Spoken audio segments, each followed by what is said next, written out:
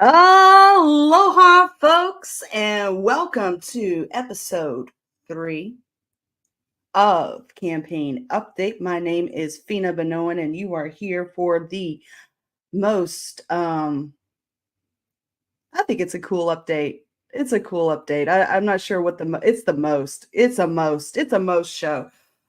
Today, we are going to have Nathaniel Snyder from Florida, who's running for Florida House Congressional District 14, I believe. And we're also going to have Mike Ross from North Carolina, who is running to be the governor of North Carolina. Now, some of you folks do know that this is kind of a blended episode for me because I was born in Florida and I was raised in North Carolina. And so I've got a lot of family and friends on both sides of the states today. So we're going to have some good content for you to watch and share with your friends. And speaking of sharing with your friends, I gotta brag a little bit. So the first episode, we had maybe I think 400 viewers total. The second episode, 6,000.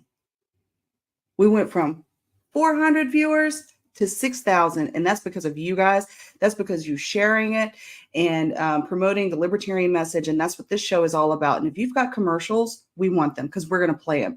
This week, we do have some new commercials.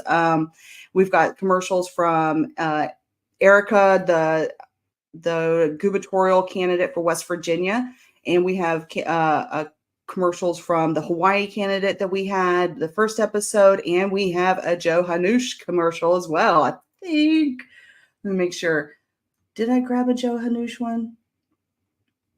I may not have. Joe, I need your commercials. I think you're watching. I hope you're watching, but I need your commercials. I did grab a commercial from Nathaniel Snyder to play today. We've got some new Chase Oliver commercials to play.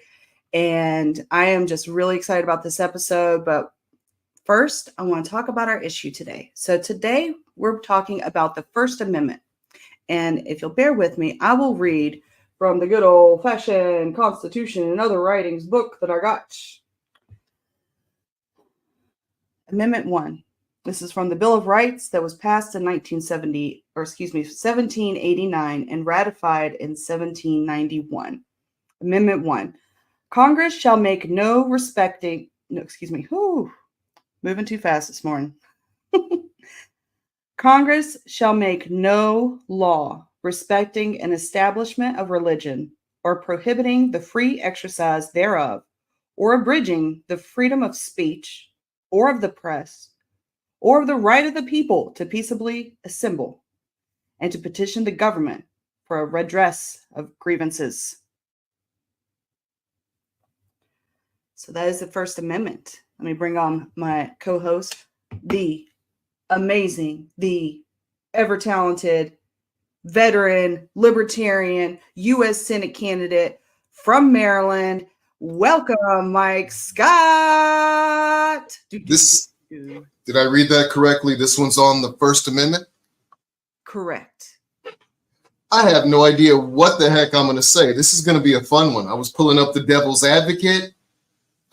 There's a scene in there where he's talking about, I think the guy's name is Philippe Moyes, and the guy butchered a goat. You have no idea where this is going.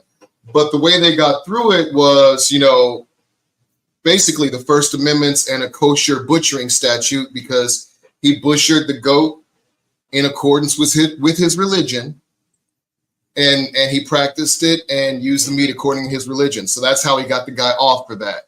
The guy was a devil worshiper who was sacrificing goats, but the point is the First Amendment isn't just about saying what the F you want or going crazy. The First Amendment covers everything.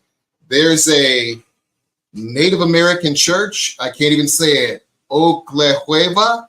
They sound mad libertarian, but their position is that these are sacraments, and if you become a member of the church, you can carry an amount of sacraments for personal use. There is all sorts of things the First Amendment touches. I don't know what the heck I'm going to say still. Let's go with it. Let's see what happens. What's next? I mean, it's your right to say nothing as well. It is your right to say nothing. I thought that was the fifth. To say anything and everything. Yes, that was the fifth. And it's you. We have rights to speak. And so in the spirit of the First Amendment, I'm going to go into a little bit of my campaign update. So we did a hobnob down in a town south of Orlando this weekend, and I was handing out my good old Imagine campaign pieces. So, oh goodness, I only have a few left, so I'm just kind of working with it. Let's see. What do we got? What do we got? What do we got here? Okay, this is the old classic good stuff. By the way, folks, if you want any of this stuff, you can have it. I'll give it to you. Just message me which one you like, and I'll send it to you. And you can cut and paste and make it. Put your own branding on there if you want to. Oh, here's some Imagine campaign. So if you've been following my campaign, I've been working the Imagine campaign, and the premise is actually created by AI.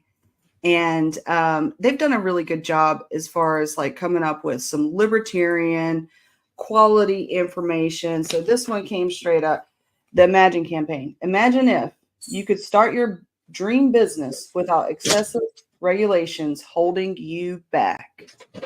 And then on the back, we got the world's smallest political quiz for those of you who know. This was another popular one because it had my issues on the back, right? So what are we for?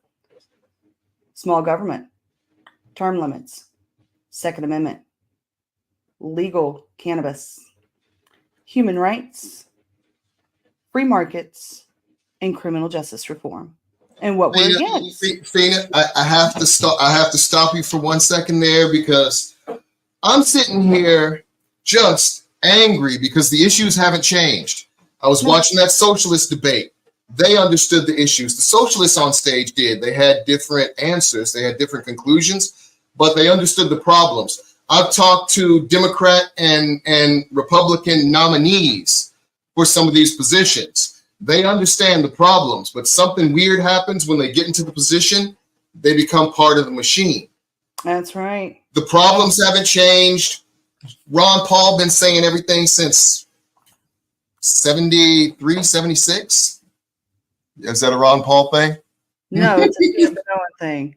Yeah, it's not part of the system. She'll put your interests ahead of any political machine. And imagine if. Here we go. Imagine if we focused on rebuilding our nation's infrastructure instead of engaging in overseas nation building. That's a pretty good imagine. It's a pretty good imagine. It's a good imagine. Also, all right, so we said what we're for. Let me say what we're against. War, taxes, bailouts, using force or fraud, 1,000-page bills for law, the Patriot Act, election tampering, both abroad and domestically, funding another country's war, banning books, and most of all, giving up on humanity. We are against giving up on humanity. I will keep fighting for a better world to leave behind than what I found. I will continue to do that until there's nothing left in me. People discount that idea of giving back something greater than yourself, that love and kindness for the world. I know it sounds hippie-ish, but it's very important that we serve something greater than ourselves. So I'm glad you said that. Mm-hmm. Look, libertarians, we got the key. You see that? We got the key. Yeah. So I laminated some of these in case I ran out. No one was going to take the laminated ones, which I think is a good idea. If you're doing handouts or something, that way, if you do run out, you still have a laminated version that you can talk to people with. So I went with a simple generic design for mine, and it kind of has it on there. Right. Bigotry is repugnant. Taxation is theft. In the Fed, in the drug war, in the war on terror, balance the budget and follow the Constitution. And just because I hate these stupid things, on the back, I put a recipe for bulgogi, which my stepmom's Korean. I've been making it since I was young. At least it'll be useful for something, because if you don't agree with the agenda, everybody got to eat. Apologies to the vegans out there. And the other thing I had was, because I'm really cheap, I bought a bunch of stickers, and I've been handing these out all over Maryland. Lockdown Larry and Angela also bought. I don't even know how to get this in there. I've been handing them out all over Maryland, and they have handy stickers on the back. And if you happen to see a campaign sign, you should definitely not put my stickers up over their campaign signs, because that would be wrong, and that would be terrible. Now, that's just my ghetto-fied way to do that. I've been trying to handle these out, but I'm hoping that it'll make enough of a ruckus that they will actually come in and say, hey, you can't do that. And then people will at least look at me, because that's the hardest part about this place. They're never going to debate you. They're never going to cover you with mainstream media, and it's always going to be a fight. Speaking of fight, our guy, Nathaniel Snyder, for some reason, I got a picture of him on my screen with a shirt off saying he's going to kick the crap out of somebody sometime in October. That scared the crap out of me. He's I don't have that. Put that in the brand. Put that in the brand part where we've got overlays. God, I don't know if I'm technically allowed to pull pictures of half-naked guys, but I'll get it in there for you. Yeah. Throw it in the overlays. There we go. What you got? How do I put it in overlays? See, I'm in brand. Theme, brand, color. Oh, overlays. There you go. I'll do it there. So I just drag and drop. Bam. Add overlay. Yep, and it's got some weird name. GPUR. Oh, there you go. Add overlay. Mm-hmm. Desktop. Bam. It's in there now. Is it in there now? Let's look. I'm looking. I can be trained. Oh, I see it. Here we go. What is this? Oh my goodness! Did he kick the crap out of somebody in October? Oh my goodness! Or is he doing it in November? Or October 11th. So October 11th, he's getting in the cage. November 5th, he's in the real arena. So all right, I think that's a pretty good. That's a pretty good intro. We'll bring that clip back up for you thirsty females. But until then, let's bring Nathaniel on stage. What's up, Nathaniel? Family man, libertarian, mechanic, and cage fighter. And thank you for stepping up and running, man. I appreciate it. I appreciate we the people stepping up and coming in and trying to do this job, because it is going to be thankless. Well, that's also being a parent, right? It's a thankless job. Yeah. And happy Father's Day for that, too. So belated. You want to give a little bit about yourself, what you're running for, where you're from, all that good stuff?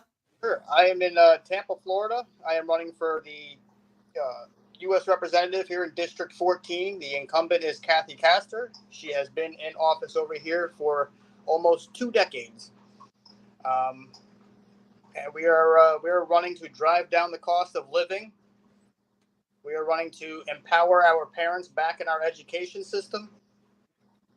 And we're to defend the First Amendment, the Second Amendment, and to make sure that the Constitution is followed in its entirety. So you're a constitutiontarian. I mean, we got all sorts of libertarians battling each other. What kind of libertarian are you? What's your take on the party? What's your take on the role of government? I'm the stay in your lane libertarian. Laissez-faire. Nice. Their side, we stay at our side. The thing that I think we have to understand is that the Constitution is that line in the sand that separates American citizens from tyranny. And you, Fina, myself, we're the ones that are standing saying, toe that line. A double dog dare you. I've been saying it forever. To an oppressed people, limited government is as close as we get to freedom. So, and folks don't seem to understand that. They don't seem to understand what's happening. How long did you say your opponent has been in office? Almost 2 decades. 2 decades. So all the problems are fixed, right? No more economic issues. The schoolings are good. I mean, everything's great in your district, and they're perfect. Schools are ranked the worst in the nation. She pushed the Inflation Reduction Act. That's going to be great, and we know that it did everything but reduce inflation. So the fact of the matter is, it's not even just her, right? You've had the Republican Party for 166 years being, party of power. The Democrat Party, 196 years. And which part of this is fixed? Again, if you go watch my YouTube channel, I've talked about this. Each side has been in power. They've had 65 years to fix Social Security. When I was young, they were spending $2,000 per kid, and Johnny couldn't read. And now they're spending in Baltimore up to $21,000 per kid. Johnny still can't read. Their answer is always more taxes. Crime goes up. We're worse for it. We're even getting worse healthcare outcomes now. At least healthcare used to get better.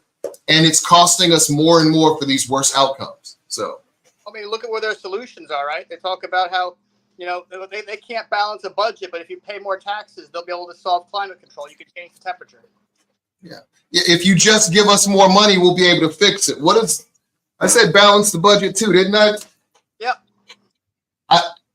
How are your friends and family as far as being supportive of this? Because I've gotten a lot of pushback from, status quo individuals in my family. Well, they weren't thrilled about it. They thought that it was a stupid thing to do, is to throw a hat in the ring. But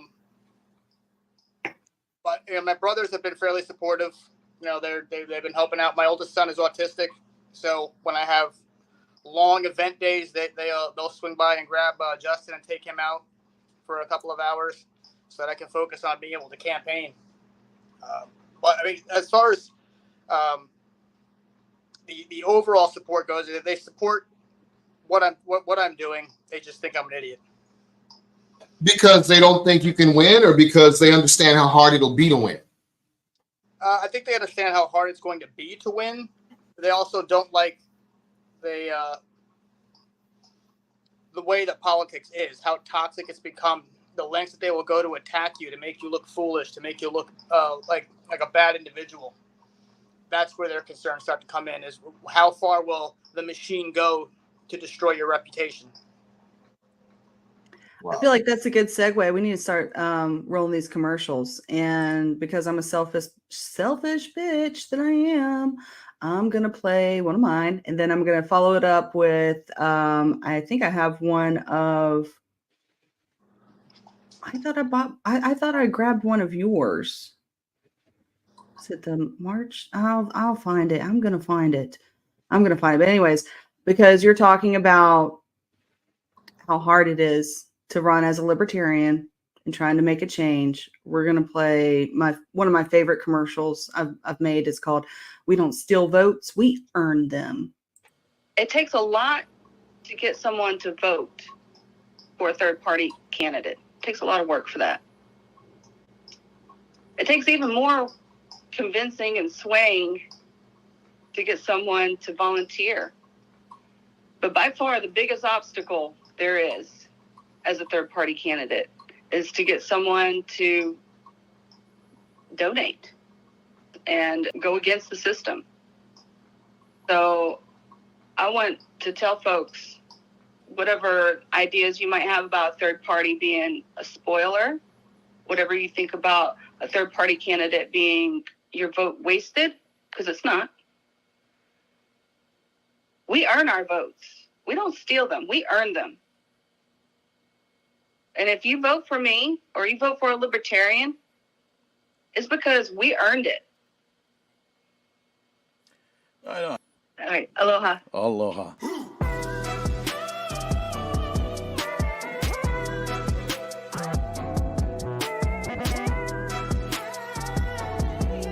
Rabbit Holes is a Manava Cow production. This episode was produced by Kadika Hoke and Sarah Rodriguez. Make sure to subscribe and follow on your favorite podcast platforms to add our weekly episodes to your queue.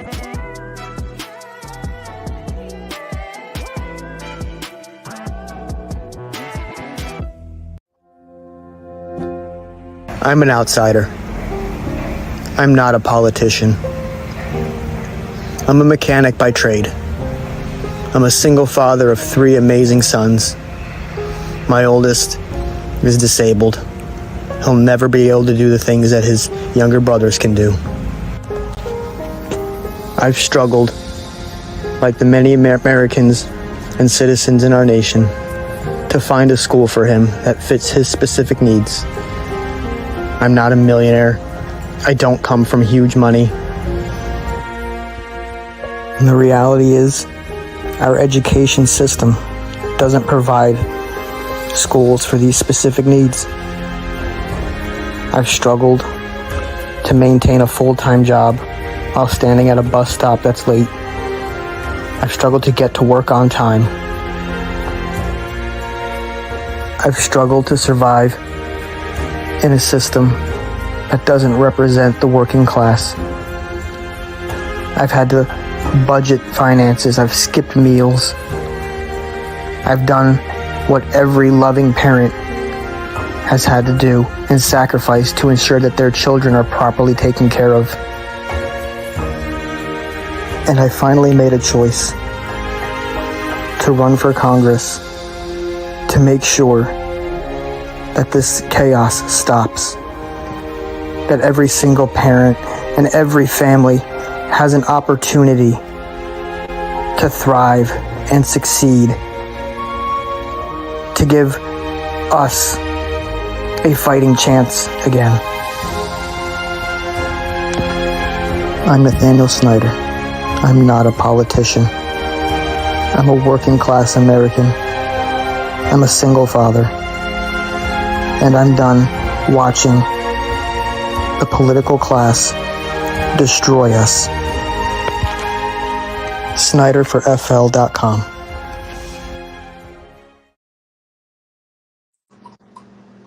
Wow, that was really good.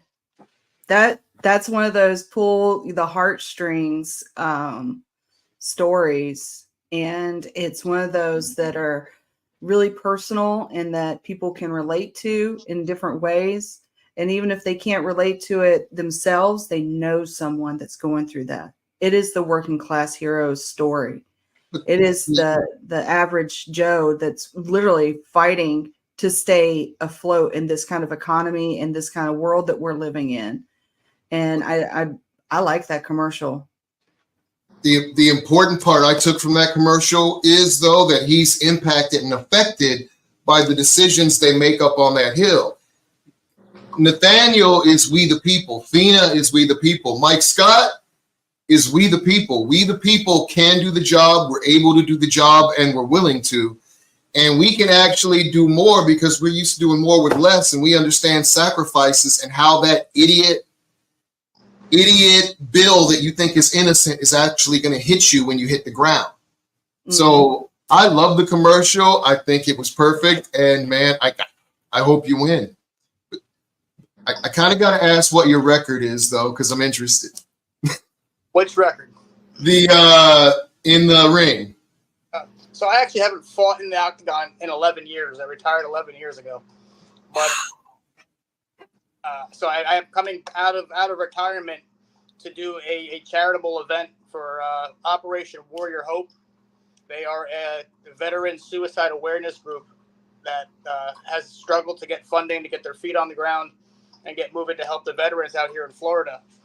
So I talked to a few friends of mine. A friend of mine owns a promotion company for MMA, and he said, listen, you want to get the word out for these guys, jump back in the ring, sign a 1-fight contract with us, and we'll run a whole charitable event all the way through October to help the veterans out. So that rocks. Is there are they going to promote you as a libertarian? Are you going to actually self-promote the thing and get your banner up there in the ring? Yeah, we're gonna have a couple of we're gonna be doing a press conference on August 17th at Waterworks Park here in Tampa. We're gonna have some of the other fighters that are gonna be on the card. We're gonna be also doing a what's called Every Child is Special event at the same time.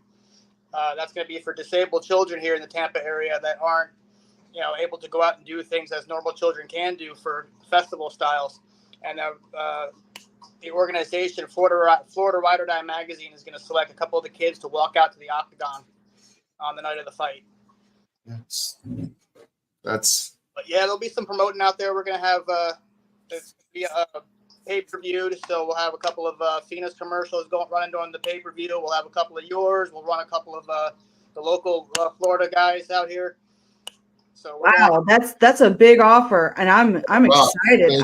I will make a commercial specifically for that show, like campaign promise. I will keep. Yeah, so yes. we realized is that the Tampa Bay Times out here, they weren't giving any of the if you're not Republican or Democrat, you're not being noticed at all in any of their ordeals. So in the middle of trying to brainstorm, all right, so what do we do to get, media to pay attention to another candidate that's not there? And that's when the fight promotion came out and said, well, sports gets more attention than politics. So my first campaign event that I did in Florida is I went out to Callaway County. We had a candidate that was running, and he did an event at a wrestling match. And me and him, we just bonded because I don't know why, but I keep end up being in this situation where I'm going to a wrestling match and I have a good time because, it's all about the audience talking smack. It's about the performers talking smack. Yeah, there's some beating people up, but I wonder if, this is kind of the way that our politics is going too as well. Like you look at the debates between Biden and Trump back in 2020, and it was, you might as well have been wrestlers. That's what it comes down to. That's what they have to do. They split up things, and the worst of both parties is there because it's divide and conquer. If you vote for the Orange Don, then Holocaust Joe is going to win, and vice versa. Everybody's so scared of 93% Hitler beating 96% Hitler. Nobody's going, yo, Chase Oliver is as problematic as some people think he is. He's more fiscally and 2A friendly than Donald Trump ever could be. And he's more liberal than, Holocaust Joe ever imagined he was. So I'm a fan. I think we should go libertarian all the way down the board. And speaking of libertarian, Nathaniel, what would be your first bill that you propose? What are your priorities? If you get in there, when you get in there, what are you going to do, man? And how can you do it? Well, the first thing that has to happen is driving down the cost of living. We have got to stop this excessive spending. Both parties are fueling inflation right now. They've turned inflation to another tax that they get to rip money out of our pockets from. So we need to start addressing driving down the cost of living. And that's the first thing that I'm going to be going after is, stopping the excessive spending. And I think one thing that a lot of people need to realize is that, even though it came out of the mouth of Donald Trump, remove or getting rid of that income tax forces the government to start being more responsible. And that's a huge first step into driving down the cost of living. Your life becomes a lot better when you have 38% more of your money back. You are not lying. Getting rid of the income tax, ending the Fed.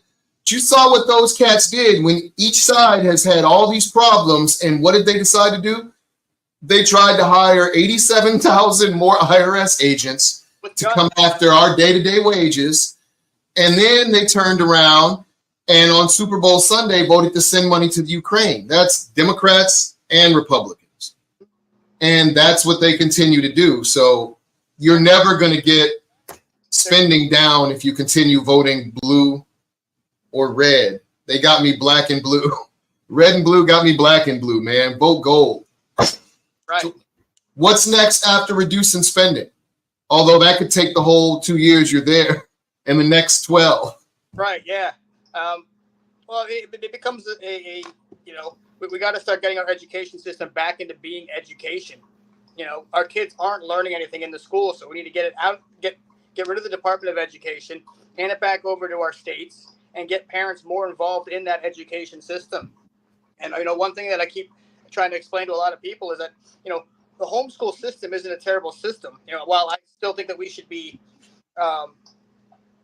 enhancing our school of choice, to include far more transportation systems, if the funding followed the student, right, and a parent decided they were going to homeschool their child through a virtual system, a teacher could be in that virtual system, and if each child was worth $15,000, say that's the allotted budget, a virtual teacher could make $150,000 a year on just 10 students.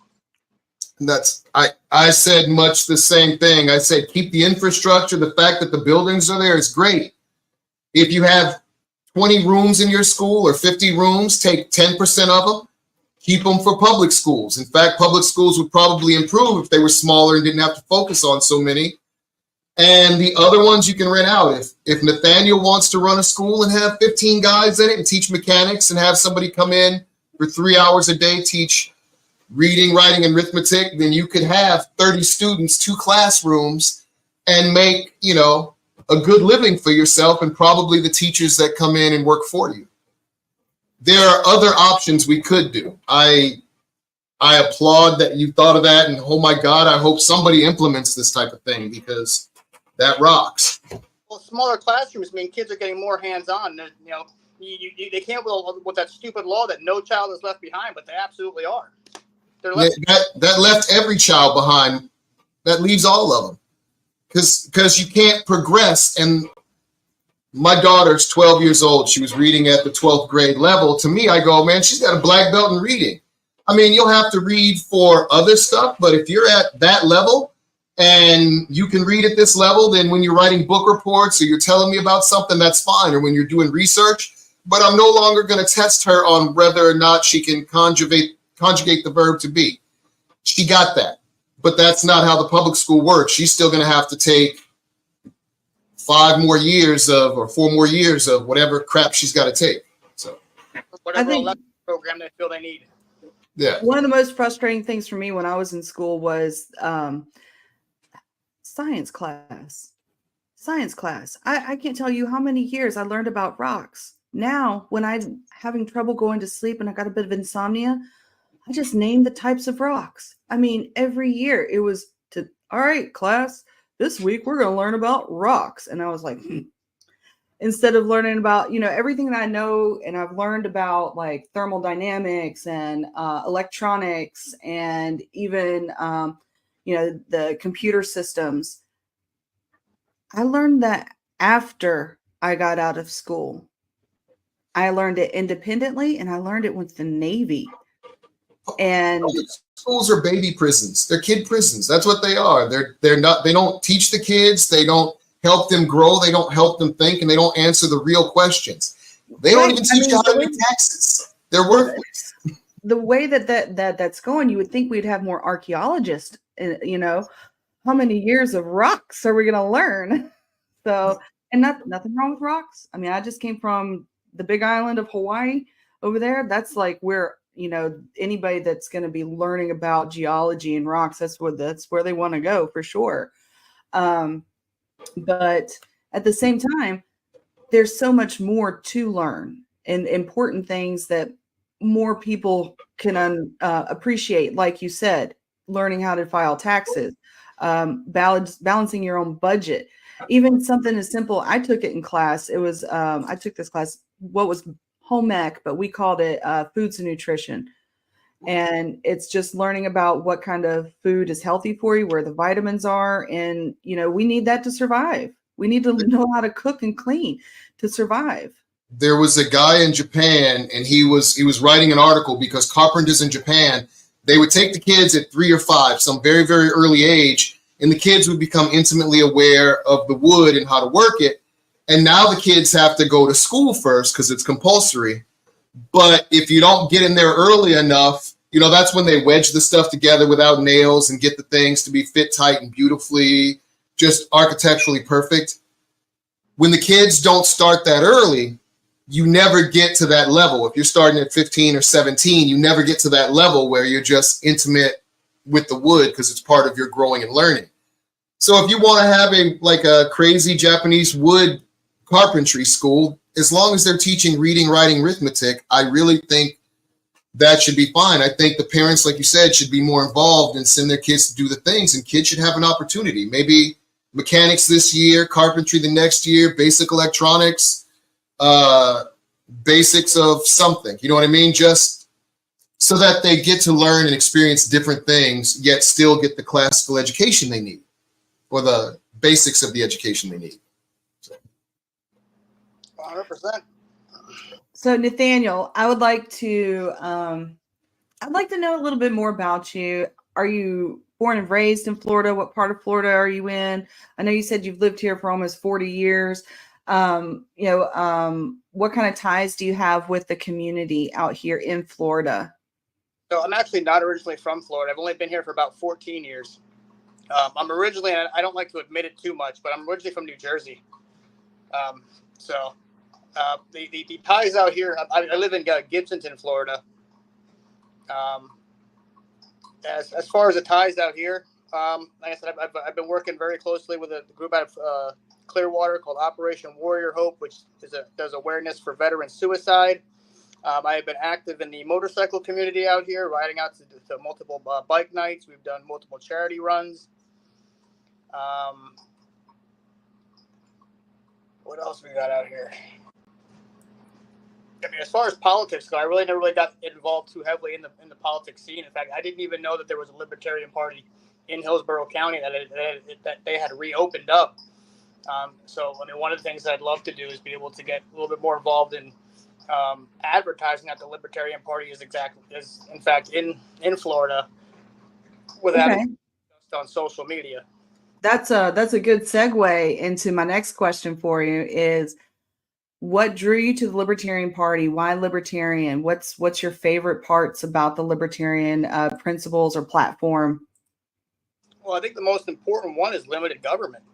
You know, I mean, they've been the most consistent on their limited government message for 53 years.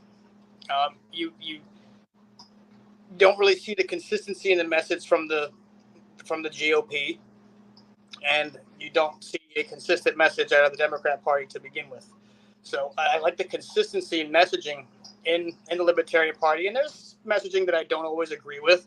But one of the things that I've been very solid about is that if you've got 10 policies and I agree with 5 of those policies, well, hell, we're running on 5 of those policies with you, and be damned about the 5 I don't agree with. You know, let's come up with something that we can start moving forward with. Yeah, I agree 100%. 100%. We keep looking for things that divide us instead of understanding that if I agree with 85% of what you say, that's still better than the 20% about what I agree with the other party. It's what brings us together should be what we have in common, and what we have in common is freedom. Taxation is theft. Limit the government. I don't know why that's so controversial. Well, the fact that taxation, it's protection fees. It's literally ran like the mafia that our government got rid of for doing that. Yeah. So there's a lot of stuff that policy-wise can't be ran on. And I mean, and I understand that a lot of stuff that we run on as libertarians are very difficult things to implement. And it's going to take, we're not going to be able to just walk right in and change everything right off the rip. It's going to take smaller policies being enacted. Replacing certain things with other policies, because you can't just walk right in and rip a whole government apart. You'll have anarchy. So I don't know. Milei did it, but I think our problem's bigger than theirs was. Well, ours is far more corrupt than what he's got. Ours is implemented in every facet of our government is very dangerous, and the fact that the petrol dollar is what backs our dollar, which is in jeopardy because of the brick right now. So we have a lot of issues that we're going to be facing, because of our own fiscal irresponsibility and our own arrogance. Dude, I could not agree more. I always say that in a perfect world, the borders could stay open because they've been open forever and it didn't do anything. The only reason we really need closed borders are because of our fractured foreign policy, which has destabilized Europe and the Middle East, and our fractured war on drugs, which has destabilized not only our inner cities, but Central and South America. And if we don't do something, and our fractured welfare state, which pays everybody a gazillion dollars whenever they come in. And by the way, I don't blame the immigrants for that. They're receiving stuff. What I blame is the policy that doesn't let them come in, start their own businesses and lives. They come in and they get a whole bunch of money handed, which devalues our money because they got to print it out of thin air. And it goes directly to the people who own assets, the landlords, the bankers, et cetera, et cetera. It doesn't really stay in the hands of the immigrants because it's a subsistence wage. So everything with that system is broken and designed to transfer money to the 1%. Mm-hmm. And nobody seems to notice. So, dude, you keep noticing all the stuff I've been noticing. Have you been watching Ron Paul? Because that's how I noticed it. Well, I think a lot of us noticed it not just because of Ron Paul, but majority of libertarians that are running have to deal with it. It's affecting our pockets. I don't have a 7 to 12 bedroom, 1 bathroom little ranch. We have to, we pay for their poor policies every single day. And I think a lot of people have to understand is we have laws in place that control the flow of migration, right? So we don't actually have to shut down our borders to make it effective. We just have to actually honor the law that controls the flow of migration. That's what I'm talking about. There are ways around this, and they don't care to fix it because the power isn't in fixing things, just like the power isn't in cures. The power is in the fight, the struggle, the disease. You guys, they keep immigration nasty because then they can beat each other over the head with it. I just had a really great idea. Okay. I always have these great ideas at the wrong time, but just listen to me. All right. Just bad idea. We'll put that on Fina's bad ideas for the bingo. Okay. Which, by the way, we've definitely got some bingo going on. Fina's bad ideas, ad banner. Okay. What if we take the TSA, which we all love the TSA, right? We love the TSA. And that's how the immigration happens. Just send them through the line, TSA, make them take off their shoes, make them walk through the metal detector. I'm disbanding the TSA. I liked it for a second, but I'm disbanding the TSA because they still need jobs, and they're already trained. They know it's the TSA can stay. It just can't be federalized. The airlines and airports, which will be private, can take care of their own security, and they'll probably be better at it than we are and more capable because TSA fails. You got to look it up, but it's some obnoxious percent when it comes to finding guns and weapons going through. Their failure rate is hilarious. I don't remember what it is, so go look it up, and I'm not going to lie to you. But, yeah, government is ineffective and inefficient at everything from feeding people to even killing people because we got kicked out of Iraq and Afghanistan. All we're good at is what? Arms dealing? Well, that's harsh. Just look at the TSA employees. Oh, my God, that's a little harsh, dude. No, they're good people doing good work. It's just they got a crappy boss, and you do what you got to do. Their entire job is a lie. If that's the best paying job that they can get, and that's what they got to do, right? Mm-hmm. So we do have some comments that I'm going to pop up. Okay, here we go. No, they're lazy government workers, as are their bosses. Hey, I'm an aspiring lazy government worker. Watch that. Oh, you guys, I'm on Twitch. I decided to go ahead and get on Twitch too. So we are live streaming. We're building this week by week. As soon as I get 1,000 or 100 friends on TikTok, we're gonna be streaming to TikTok too.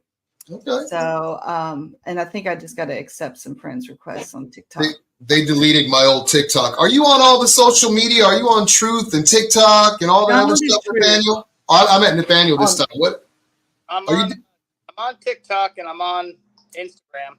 I was on Truth Social for a little bit, but it didn't really have the same connection. I guess it was very difficult to gain traction on it.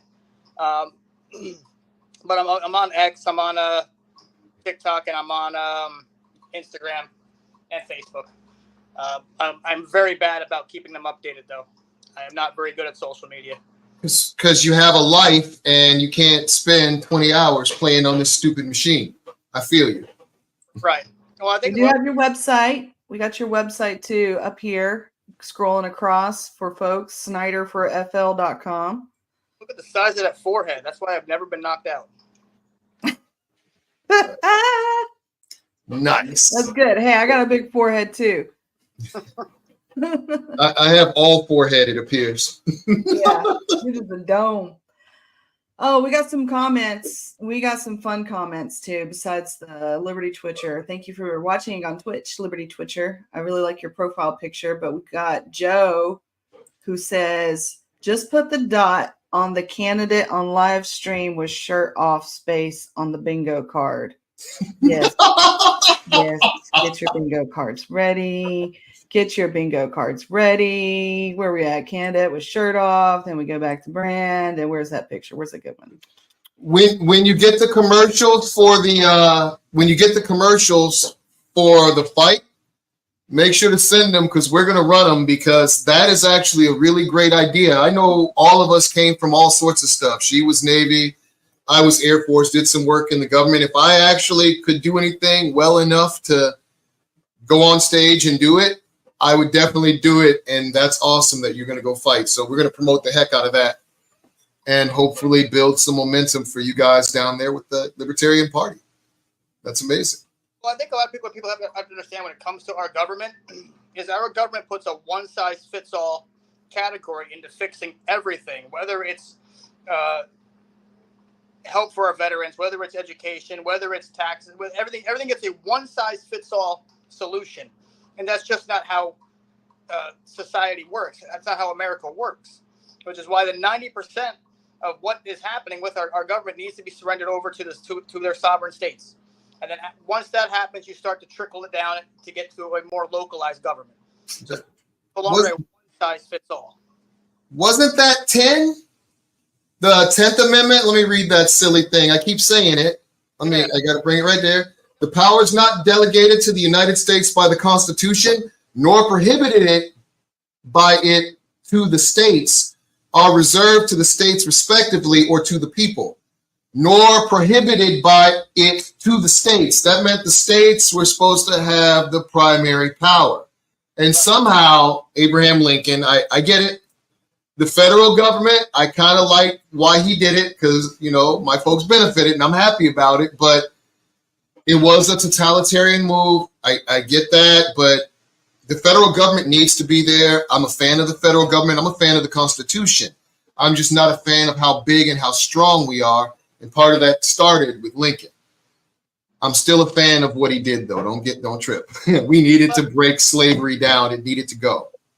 Well, I think what people need to understand is that our federal government is supposed to create an atmosphere for our sovereign states, to be free and safe, to operate, and they're not doing that right now. People can't afford to live. If our federal government operated like a franchise, right, where you had a franchise agreement with each individual states, we'd probably be in a far stronger economy, probably a far stronger operating government. Well, EPA, Department of Education, name one of them. California has its own EPA, and it actually has more stringent rules than the federal EPA. Maryland has a Department of Education. Prince George's County, Maryland, has PGCPS, which is a countywide Department of Education, the public school district. And those dudes spend $2.7 billion a year now, 600 some odd thousand students. And again, Johnny still can't read. The federal government, the state government, we're having issues and they're not fixing it. So why have them at the federal level? Push it down to the states, push it down to the counties, push it down to the cities. The military called it the change of command and going to the lowest possible level for the decision makers to get things done. So you push it down to the lowest level. It seems logical, and I don't understand why we're doing the opposite. It's about money. We put a price tag on every individual citizen. We put a price tag on our children and what they're worth for that education. And for them to sit there and say that price tag has to stay, federal money stays in federal buildings is, pardon my French, it's bullshit. Bullshit. It shouldn't be federal money, and there shouldn't be a lot of federal laws. And I'm wondering why we have so many federal laws. I get it. We need some. You ask yourself, why is Maryland's tax money suddenly federal? Why is, Florida's tax money taken from them to suddenly becoming federal? But I think the strongest way to do this is the federal government work out its franchise agreement with each individual state. So, whatever you collect, Florida, whatever state you are, whatever you collect in taxes, we get XYZ percentage or XYZ amount, whichever is greater at the time of collection. And I think start to see things operate a lot stronger and more fiscal responsibility. So slightly different tack, and this is how my mind thinks. I'm thinking about everything at once.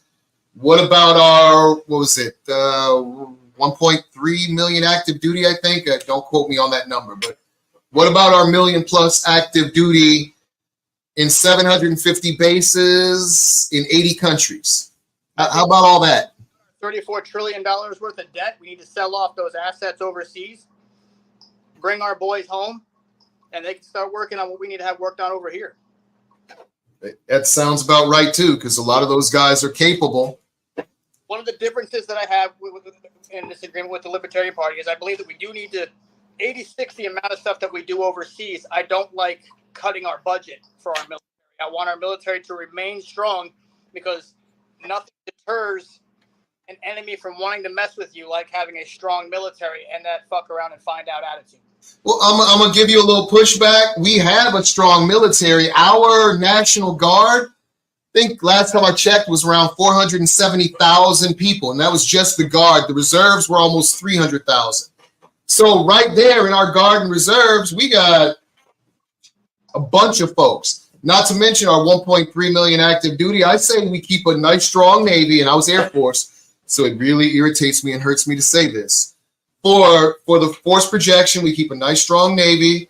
And as far as Army and stuff goes, we may bolster the state forces because the state forces are there for protecting the state and then coming together to protect the nation in times of war. And we kind of get out of the going out overseas and killing folks' business for a while until we heal home. Yeah, and I think a lot of that stops that going overseas and killing people overseas when we 86 the CIA. Yeah, they're on my list, but I ain't going to say that because I might decide to suddenly commit suicide accidentally. I'm leaving them folks alone for a minute. I'm already going after the Fed, man. I only got, you don't come home from Dallas when you mess with the Fed. Right. So it's an epidemic over there. It's getting kind of bad. There's a lot of stuff needs cutting down in government. I think the title of your show today, Fina, is going to be Bad Ideas. Bad ideas? Well, this is the First Amendment show. We got to say all this stuff, you know? Yeah. Well, I mean, one thing about libertarians, we're not afraid. And the funny part is, Fina's way is different than my way is different than your way, but none of us cares what each other's way is because as long as you don't hurt anybody, don't hurt the environment, and take care of what you need to take care of, we don't care. All of us want smaller government, less taxes. I don't understand how that isn't what everybody's screaming for every hour of every day. Oh, you were so close to saying a bingo alert of don't hurt anyone, don't take your stuff, and I had it ready. I was like, not quite, not quite. That's what that one does not count, folks. It's got to be in the wild. Is there more bingo I missed? Oh yeah, I've been adding bingo alerts here. So we did have of course, candidate with shirt off. We covered that one earlier. And my favorite one, bingo alert, candidate says a curse word. Oh, I'm going to cuss all through this. That's going to happen at least once. Please don't. We're I'm doing my best not to. I have not said the N word. I have not called anybody the C word. I have not said those sons of B words or those mother efforts. I haven't said any of that stuff. And I've been thinking it about both Democrats and Republicans. So, and you know what? If it's just this show, it's all about the First Amendment. It's all about the First Amendment. You are free to say it, but because I am the, I guess you could say the property owner of this show. Oh, it's streaming on your stuff. I don't stream this on mine till after I look at it and see if it's going to be okay. But as the property owner of this show, this is this campaign update. I'm holding the place and paying the bills on it, right? And it's going out on my stuff. I'm asking people to limit their vocabulary and maybe actually expand your vocabulary. Think of different words that you could use instead of the ones that hurt people's ears. I'm just trying to be nice. No, I watched the Joe Rogan Experience and I like his stand-up. And one of the things he laughed and he said the N-word because he wasn't going to allow people to say what vibrations he can cause with his throat out of his mouth hole. And I laughed and I said, somebody might get some F around and find out, but I understand that position.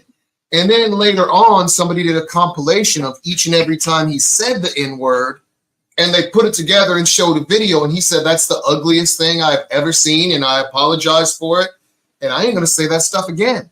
So my feelings on it is, Am I going to jump on somebody and beat them down for saying it? I'm not in my 30s anymore. I ain't going to do anything stupid like that. But am I going to be nice to you if you just come up and start spewing poison in my ear? I'm not going to be around the energy. I'm not going to respect you as a person. And you should know better. If you haven't been called it in anger, then you shouldn't say it. And that's just my opinion, you know. Yeah. And I'm light brown, so I'm not militant. Well, on that note, we've got some comments. I do want to get to them. If there's any good national debate, we'll look at these later. Later. So we have our presidential candidate update about to happen. So Nathaniel, thank you for coming on. If you want to hang out and maybe banter at the end with us, sure, you're welcome, or you can even come back on if you got some stuff to do.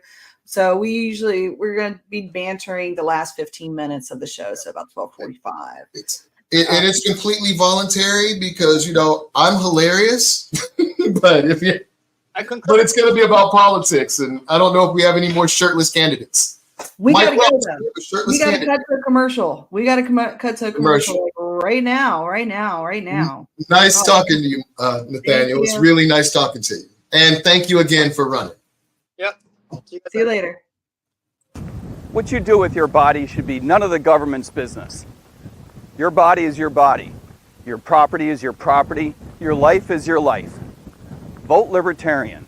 My friend Chase Oliver is standing for president, and I'm out here running for vice president on the Libertarian Party ticket because we believe that your decisions should be your own. Go for a run if you want.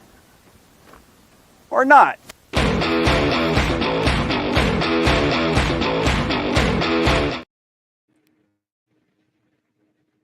A record number of Americans favor a new political party. 57% of Americans still believe a third major political party is necessary. Voting third party is a wasted vote? Bullshit. This is the establishment's most successful lie in modern politics. America is the only major country with free elections to only have two viable options. Not anymore. The Libertarian Party is the fastest growing political party in America and will be on the ballot in all 50 states. And when we talk about winning, we don't just mean winning the White House. There's all kinds of wins you can have in your state if you vote Libertarian today. We can win ballot access that makes it easier for future candidates to run for office. We can win major party status that gives us more attention from the major media. I think it's a great day to be a Libertarian. And we can have Libertarians getting elected all over the country in local races. Whenever Libertarian candidates are able to break through the mainstream media blackout, our support grows. In my televised debate with Senator Raphael Warnock, I was able to reach out to millions of voters. Many of them realized that they were Libertarian all along and just didn't know it. Why is that the radical idea and not the rational idea? If you live in a solid blue or a solid red state, voting for Trump or Biden is a wasted vote, and it won't change the outcome. Voting Libertarian is the only way to make your vote truly count. Currently, all the two major parties have to do is be slightly less evil than the other side to win. Let's make the statement that we will accept no evil. When someone tells you you're wasting your vote, recognize that they don't care about you. It's a selfish statement. They are saying that your beliefs aren't worth being represented, that you should silence your voice so theirs can be louder. Vote your conscience, not someone else's politics. Breaking up the duopoly is the only chance for the real radical change needed to give the power back to you, the people. Voting for Chase Oliver for president will contribute to bringing more choices into our political system. A successful third party forces the two old parties to think about the issues Americans truly care about. Keep them honest. Show them they must earn your vote. Change begins at the grassroots. I'm Chase Oliver, a candidate for president, and I approve this message. All right. Welcome back, folks. I'm going to bring on Amber. Hello, Amber. How are you doing? I'm good. How about you? Doing great. So you're here with the update for the Chase Oliver campaign. I am slightly more organized than last week. We're getting there. Me too. I got some more commercials, and I went ahead and went on the Chase website last night and last night it was down. Last night their website was down, and I notified the folks because I was doing my research for today. I was like, okay, I'm not coming up without any kind of like graphics or stuff, and we're going to have cats walking in the background and bingo night. So, we watch this again on Monday nights. We restream it and just kind of like review. Mm-hmm. So I was like, I'm getting this. But anyways, their website was down. It was a 504 gateway error. I let the guys know, and it was back up this morning. So Yep, Casey was quick on it. He got it fixed in no time. Mm-hmm. Well, anyway, let's see. I'm just gonna jump right in. So Chase was in Manchester, New Hampshire, Maine, West Virginia. We're gonna call that the New England swing. But he did all that last week. So he was in Manchester, Concord, Portland, Bangor, and Morgantown. He did the New Hampshire filing. Can you cut and paste and send that to me somehow, some way? In the future, if there's any way that I can get that ahead, I will be able to put it up. I sent it to you. It's a Google Drive link. A Google Drive link. Yes. You sent it to me via email? Yes. Oh, no. When'd you send it? Maybe 15, 20 minutes ago. Yeah, I'm not checking my emails while I'm on the show. No, you're good. I thought about it an hour ago, and yeah. So for next week, it'll be updated. Next week. There we go. Yeah. I did grab this that I can show, and that's the upcoming events. Yes. So Mike's going to be doing Pork Fest. They're going to be doing a campaign action hour tomorrow. And then Chase will be going to North Carolina, and they have yet to put the rest of them up there. I think Mike's going to be in Pennsylvania this weekend. So tell me a little bit about that North Carolina event, if you can, because we do have the governor candidate for North Carolina coming on the show right after the campaign update. So what do you got about that North Carolina event? It's in Charlotte. The fundraiser? Yes. Let me get to it. So it looks like it's on Saturday, June the 22nd in Charlotte. Yep. It's 5911 Grosvenor Place. So they should just be doing a dinner, and you can buy tickets on the website. Anytime you guys want to come out to any events, just either if there's an RSVP there, just click that so we can keep tabs on how many people are going to show up. Is that a private residence, or is that a like a restaurant or something, or events venue? I think it's a venue. I think it's open to the public because it's on the website. So, but you do have to purchase tickets for that one. Okay. So opportunity for folks in North Carolina to get to know Chase Oliver a little bit better. So I do know last weekend, Mike Tremat was in the Orlando, Seminole County area because I met with him for breakfast. Yeah. So I did a campaign tour last weekend, and I will get that video out next week is when I'm going to have the video out and ready for the show. But yeah, I met Mike up at Johnny's Diner in Seminole County. Met with a couple libertarians, and that was really nice to see him out on the campaign trail because he lived out in Florida for a while. So I believe he did. So so while we were also checking out the website, we do have the website here. So I found several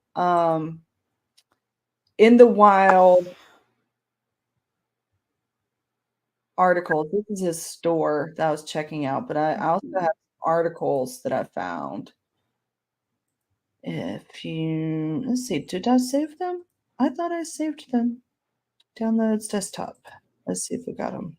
If you don't have them, there is a chance that I have them, and a quicker route to both Mike and Chase's articles mentions anything in the media would be the libertyspot.com. Our IT director has made that, so it has tracked all of the media mentions from the last 2 years now. That would be cool to have. If you can send me, I'm sure you probably sent that in your link, right? I did. I bet you did. I wish I'd had it first. That's okay. Next week. Next week. Every week gets a little better. Every week gets a little better. Let's see if that popped up. Add overlay. There's no kitties or children to annoy me today. No kitties or children? Mm-mm. Nope, I am home today.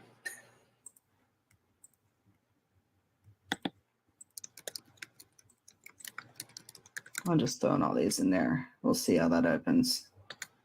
There we go. Yeah, so I have been seeing a lot of Chase Oliver in the wild. Let's see. This one's from well, actually, I can't even see where it's from. That one's from Wabe. Mm-hmm. Let's see. Colorado. Oh, what was this noise? Colorado Libertarians decide not to submit party's presidential ticket to state November ballot. Oh my gosh, I feel like we got to segue a little bit, and I've got to explain. I don't even know if this explains what the EC is doing in Florida, because I honestly don't know. When I became a candidate out here in Florida, I kind of didn't want to be involved with the back end of the party. And I do know this. I went to a straw poll this past weekend, and the straw poll had a ballot, and had the candidates on the ballot in accordance with what the Department of Elections filing has on hand there for Florida. And Chase Oliver, Mike Trematte were not on there. In fact, I don't even know who that person was that was on the ballot. Like, I've never heard that name before. And like, definitely wasn't one of the top 10 candidates that we had. I don't know. I don't know who that person is. I've never seen that name before. And so there are some issues, like Florida needs to, make sure that the government, the Office of Elections has the right name for our candidate. That's what I know about it. Now, I've heard other rumors that I don't want to like share or spread because it's not worth our time. Yes. I just want to say that Chase Oliver is the Libertarian Party candidate. Yes, he is. Congratulations. Thank you. And if you don't like it, shut up.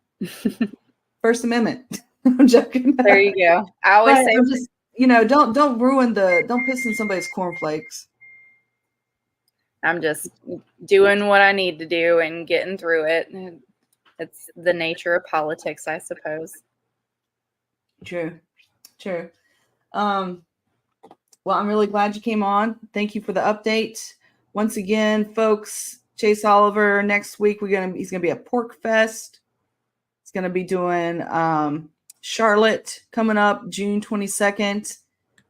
Salisbury. Where is Salisbury? Is that what? There's a couple Salisburys I know, but is that North Carolina? It's North Carolina, yeah. Salisbury, North Carolina. Salisbury, North Carolina. Y'all better pick up the phone. Y'all get a presidential candidate out there. Salisbury Pride. Not a very big city, but it is close to me, so. It's a mighty city. Oh, you in North Carolina too? I'm in Georgia on the very last exit on 85. Okay. So I'm actually closer to Clemson than I am anything else. Now, you said it's Salisbury, North Carolina, though. Yeah, but it's still like a 2-hour drive. So that's still closer than Atlanta for me. Oh, yeah. Okay, so you live in the western part of Georgia? Northeastern. Okay. Yeah. Well, thank you for coming on. I don't want to tie you up too much. I promised 10 minutes and we're at 11 minutes, so I'm sorry. But we're going to keep on going. And next week we build back better. Yes, we will have lots of things next week. I did get some new commercials from Chase Oliver. Good. Not really. Good. I mean, I illegally downloaded them off of YouTube. You can have my permission. It's fine. Yeah. Well, also, does the dubious channels to get it. Yeah. That's the problem. It's not about permission. It's about the dubious channels I have to go through to get it. That come with computer viruses and whatnot. So yeah, we gotcha for next one. Okay. Cool. So without any more delay for the show, thank you again, Miss Amber, and please send my regards to Chase and Mike and the whole campaign team. Thank you from the bottom of our heart for running for office, doing this selfless task. Go ahead, Mike. What are you saying now for? Tell Chase I want to see him sooner or later. He doesn't have to do it next week, but we need to see the nominee at least once on this show. And since this is First Amendment Day, tell him get at me. I got to wrap a tape at him. I will figure out how to make that happen. Yes, ma'am. But we're on his schedule, obviously, because we're here every Tuesday. Every Tuesday. Every Tuesday. So see you next Tuesday, Amber. And thanks for coming out. Yes. Who is going to help put things in place that future party members can build upon to make this party better? Chase has the passion and tenacity that it takes to reach voters of all ages and give us something to hope for. Chase Oliver has proven that he's willing to put in the work needed. I have watched him tirelessly work to spread the message of love and liberty. He just works so damn hard. I built my presidential campaign on activism and positive aspirational messaging. The results? Featured in numerous media outlets and podcasts. Prominent appearances like the Free and Equal Debate and the Iowa State Fair Soapbox. More than 500 volunteers and a full team of experienced professionals. More donors than any other Libertarian presidential candidate. And I'm not just preaching to the Libertarian choir. I'm expanding the congregation. Oklahoma held a Libertarian primary. Chase Oliver won more than 60% of the vote. This election, 41 million Gen Zers will have the power to vote. They're fed up with the status quo and the negativity the two old parties give them. What they demand is a candidate who resonates with their vision, who grasps their ambitions, and who champions their freedoms. That candidate is me. Let's do this. Let's leave 1% in the dust and run a viable campaign at a time when America is searching for new voices. I'm honored to be the first Libertarian candidate for president to ever campaign in all 50 states. People ask me, where do you get the energy to run a 50-state campaign for president? Well, it certainly isn't just me. It's made up of our donors and supporters, the hundreds of volunteers who come out and help, and our amazing staff on the ground. The time is now for our party to invest in reaching out to Generation Z. If we neglect this amazing opportunity to reach out to millions of new voters, we will regret it. And I'm supporting Chase Oliver. I choose to support Chase Oliver. I will be supporting Chase Oliver. I am proud to be supporting Chase Oliver for president. I'm Chase Oliver, a candidate for president, and I approve this message. Libertarian candidate for governor Erica Kolinich was in Parkersburg today. Our Zach Shrivers talked to her about life as a third-party candidate.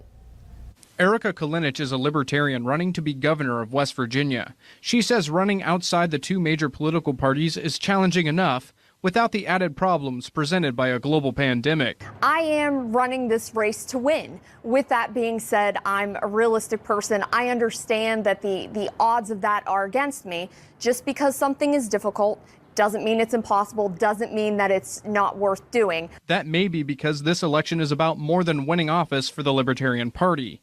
It's about keeping Libertarian candidates on the ballot. My campaign is the ballot access race in the state of West Virginia, which means that in order for folks to continue to be able to register as Libertarians in West Virginia, in order for anybody who wants to run as a Libertarian in West Virginia, all the way, from city council all the way up to president, depends on us getting 1% of the overall vote in the general election in the gubernatorial race.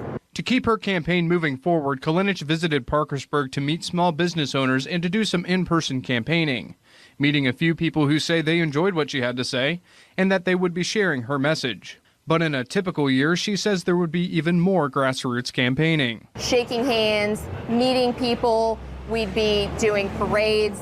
Obviously, in this particular climate, we're not able to do that. Kolinich says she's been luckier than other Libertarian candidates to get media coverage. However, like many other third-party candidates, she's disappointed to still be excluded from major events like the gubernatorial debate. It is voter suppression. It is the system convincing you that there are only two candidates out there that are viable.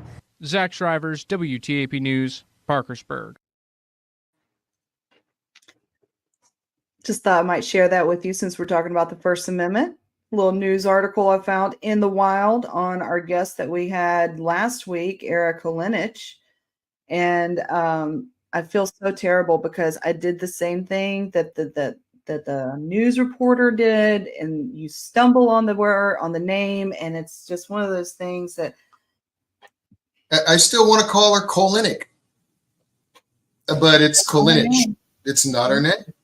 But, That's why she should have an easy name like Fina. Right. I don't know about your last one. Bono. Oh, I did have one quick thing I wanted to share.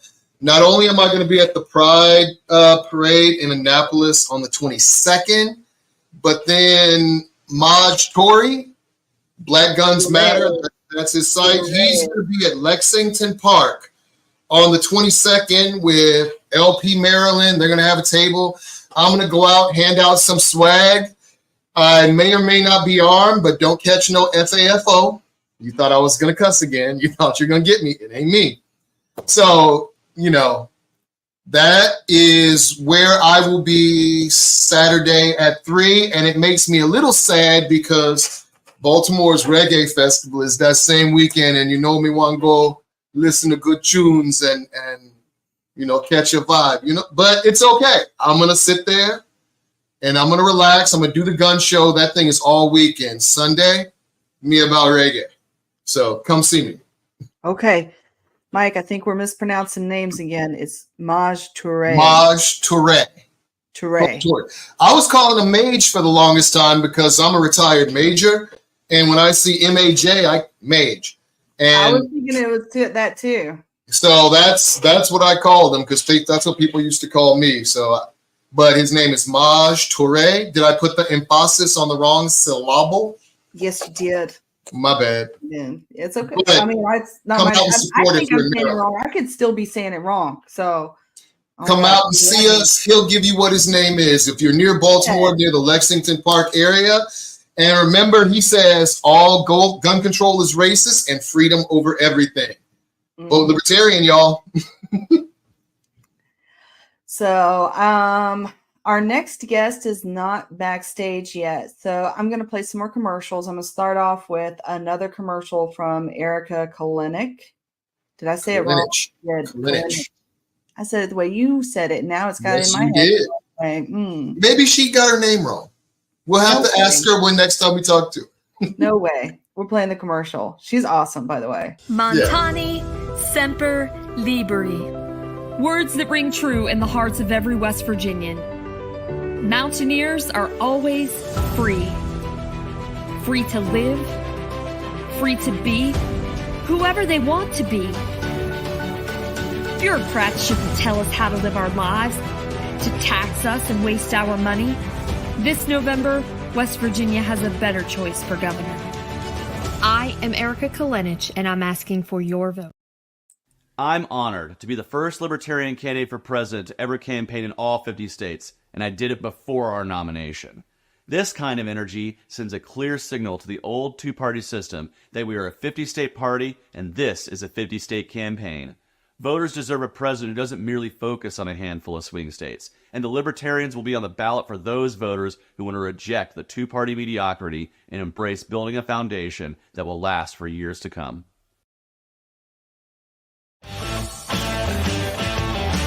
I advocate for everybody's rights all of the time, which means gun rights and freedom of speech all of the time, irregardless. I think that focusing on guns as a violence problem takes it away from what the real issue may be, which is a societal problem. Why do we want to kill each other? Framing a limitation of a freedom or liberty as a way to protect people is a slippery slope, because you slowly start infringing on freedoms and liberties, and you slowly start chipping away at those things until you have nothing left. And that's why it's important to always advocate for all liberties and all freedoms all the time.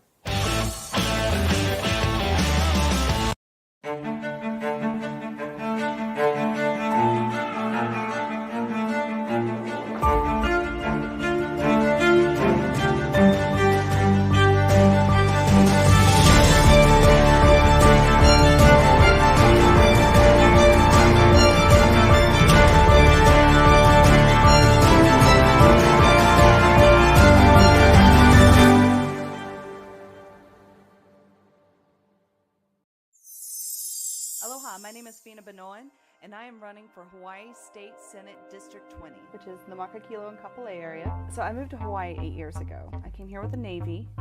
I spent 3 years at school with the Navy, 5 years out at sea, and my last 2 years I got stationed here. I was on 4 deployments. I got a really unique opportunity for my deployments. My first deployment, I was on a hospital ship with the USNS Comfort. We went around South America and Central America giving humanitarian aid. On my European deployment, I was also a community relations coordinator with the Navy. It was nice to get out there with the community because they taught us things about their life and what they value.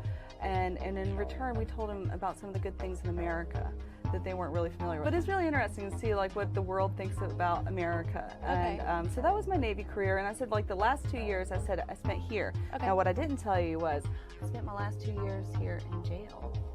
Really? Yes. Well, I was a guard, and that's where I met my husband too. Okay. He was a guard too.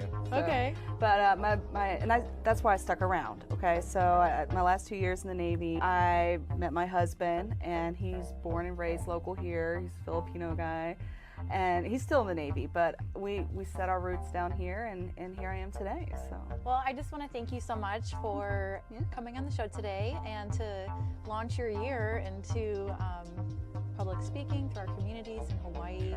I just want to thank you for your military service for 10 years in the Navy. Thank you for yours as well. Thank you. Two Navy girls here.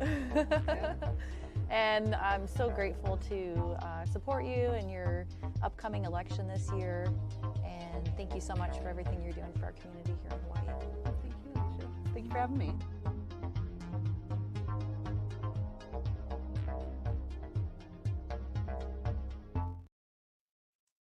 That was an oldie, but it's a goodie. That is an oldie but goodie. And Miss Hawaii was kind of cute. I mean, she was Miss Hawaii, right? Yeah. That's my Yogi. She does a show out in Hawaii, a couple of shows actually. She does local TV. It's called the Olelo out in Hawaii. So she does a yoga show called Mermaid Yoga that I always enjoyed watching with her. She does a lot of different types of like meditation and mindfulness. She's my yogi. Like we went to go see Deepak Chopra twice. That's awesome. Yeah. That's so awesome. We're still waiting for our second guest, and I'm gonna play the last of the commercials, new commercials. And then I may play We Can Write the Future. I've got about 15 things that are completely inappropriate that I would love to discuss. So anytime you need to fill 5-10 minutes, I got you. Go. Oh, you want me to do it now? Oh, wait. Oh my God. No.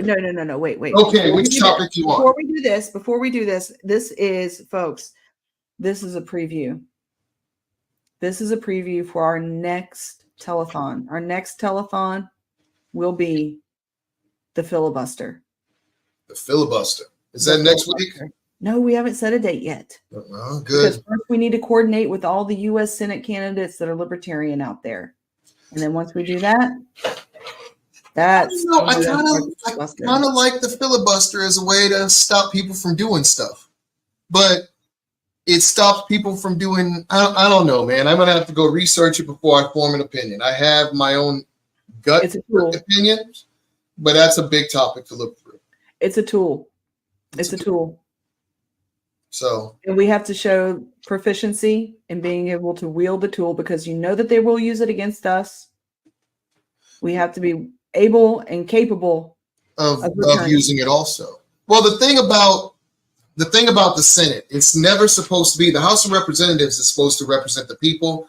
It's supposed to be more malleable. That's why they go through every 2 years. I personally think it's because a body that big can't do anything effective, especially if they're always fundraising, which means we need more campaign finance reform. But on the other side, the Senate was supposed to be those folks that wanted things to move slowly, didn't want to change the nature of the government too much. They were supposed to keep things small and keep things going in a way that benefited their states but kept America safe. The whole point was to protect liberty, at least according to the Constitution. Protect liberty, protect the states, and protect the individuals. Somehow all that has gotten co-opted by special interests, foreign interest. I started preaching. My bad. Let's go do something. Go back to the commercial. I was about to put you at solo. I was about to. No, I was about to start going, dude. No, just go to the commercials. Let's run a couple of. Entered the filibuster zone. Go for it. I don't know enough about the filibuster to have a good comment, but Senate was supposed to protect liberty. They were supposed to be the good guys. They were supposed to be basically the ambassadors from the state to tell the president how we needed things to go. So the issue is, what do we think government should do? To me, government's only job should be to protect liberty. I had the Constitution pulled up on my computer. I think I'm going to bring it back up because there's a couple points in the Constitution that you guys need to know. And the first one, I got it printed on the back of my cards, was the 10th Amendment. And the 10th Amendment was the powers not delegated to the United States by the Constitution nor prohibited by it to the states are reserved to the states respectively or to the people. I.e., it was never supposed to be a big old powerful, super in control federal government. Federal government has been growing, and we just really need to get it back under control because right now it's too big and too powerful, and there's nothing we can do about it as we the people. My aunts have been calling for months. My cousins have been calling for months, trying to get in and talk with Steny Hoyer. He's the District 5 rep. I am so angry we couldn't get a libertarian running in District 5. We wanted that guy to actually just answer a couple questions and stop sending money to Israel. The interests of we the people are not being served. And I personally don't think you should trust any politician. Why would you trust me? Or why would you trust FINA? You shouldn't trust us. You should look at our interests. If our interests align, then we're probably going to do things that are good for you. That's why you don't need conspiracies to get through this stuff. That's why you can't vote for, in my race, it's lockdown Larry Hogan, the former governor who locked the state and mandated the vaccine, or Angela also bought, who managed to lose PG County, our #1 status as the most affluent, primarily African-American county in the nation. And, oh, by the way, we're still in the bottom 3 in Maryland schools.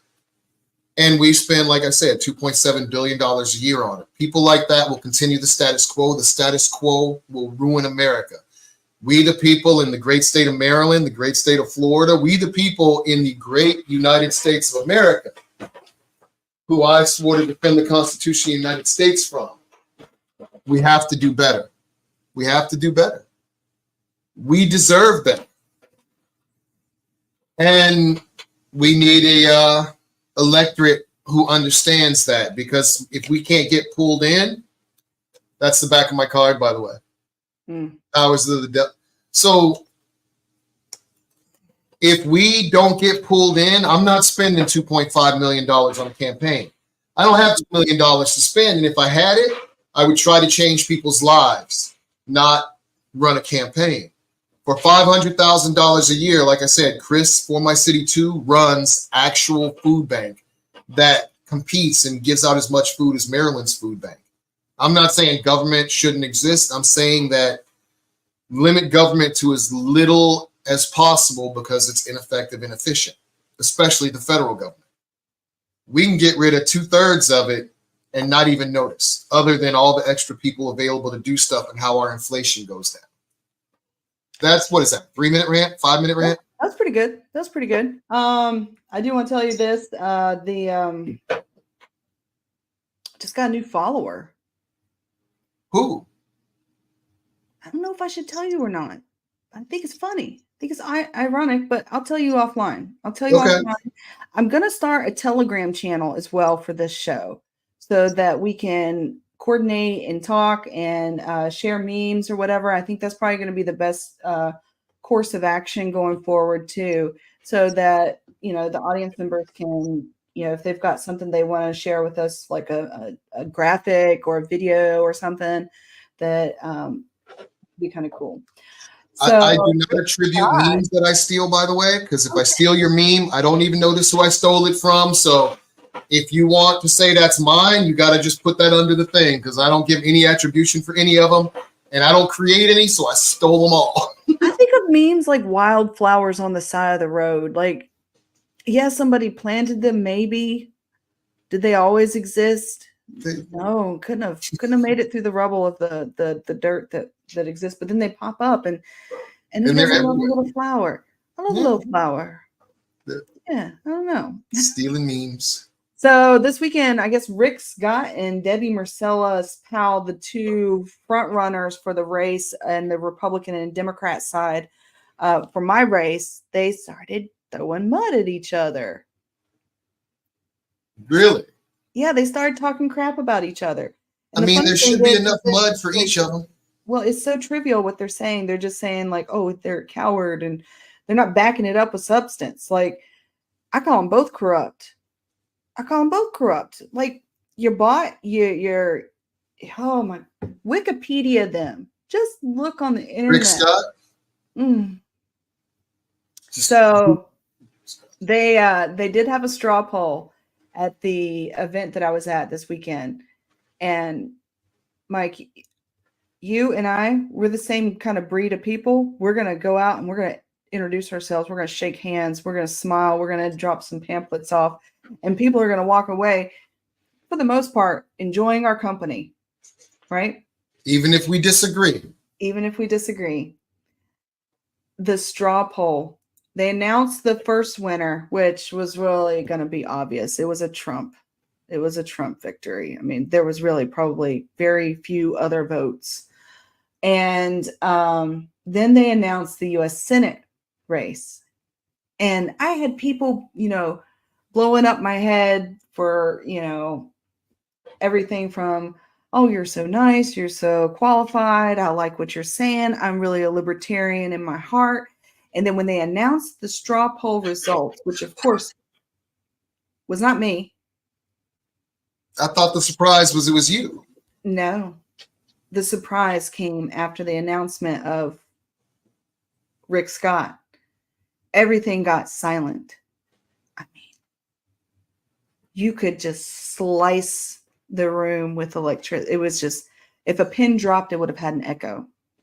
And they didn't even say anything. It was like they were fumbling for their papers for a second. Because like I said, I'd gone around, smiled, and shook hands. And the people that did know who was the incumbent, right?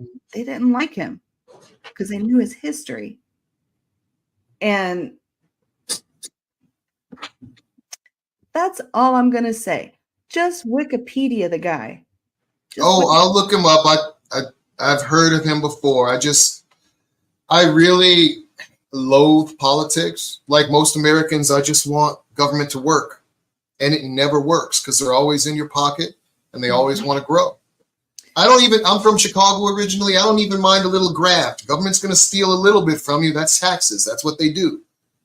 But when I'm spending $125 on 3 bags of groceries, holy cow, dude. And then they want to send your tax money over to foreign countries to fight their wars. During the Super Bowl, man. They voted on that shit. There we go. Bingo. I said the S word. They voted on that crap during the Super Bowl, man.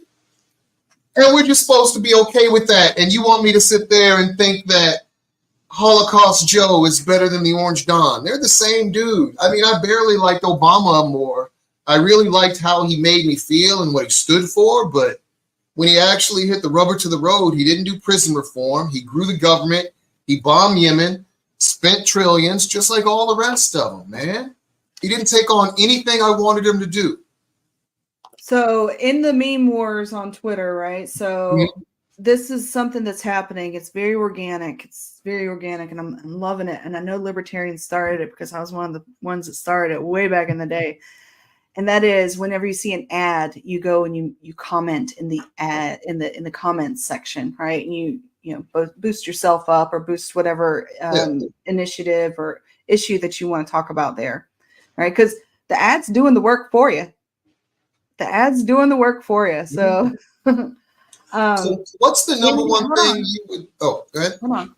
So in the comments section of the Democrats ad was a lead to another comment section. This is like down the rabbit hole, right? And I was cruising through it, and it was asking like, why aren't you a Republican, or why aren't you voting Republican kind of ad, right? And the comments section of there, I was meeting people that I've never met before. They're not in the libertarian circles. And one of them had a meme that I just really enjoyed. And that, my friend, is the power of liberty. Because you can steal memes from folks you don't agree with. No, I mean, we became friends. I was like, I love this graphic. Can I steal it? Can I use it? And now we're friends on next. I'm like Ice Cube. I'm jacking for memes. He's jacking for beats. I'm jacking for memes. I'm snatching it. Dun, dun, dun, dun, dun, dun, dun, dun. That's the First Amendment. That's the First Amendment. I get to steal memes as part of my First Amendment. It's how I practice my religion. Thank you. Pursuit of happiness. Pursuit of happiness. Pursuit of happiness. Oh, do we got any more comments? Yes, we do. Yes, we do. Let's see. We have here. Repudiate the national debt. We have no obligation to pay the promissory notes made by generational thieves. That's really good. Thank you. I definitely repudiate the national debt. I definitely believe that those guys are idiots. And if you want to see somebody who really gets it, half the time I disagree with his conclusions. But Rep, I think his name's David Schweikert out of Arizona. He's Phoenix in that area. He goes through the math. I don't even go through the math anymore. He goes through it, and it's appalling. The amount of money we borrow every second. I believe it's $100,000 a second now, up from 8 months ago where it was 78 or 72.8K per second, because the price of Medicare went up so fast, and everybody thinks it's defense because we spend like $2 billion a day on national defense, 2.6, 2.7.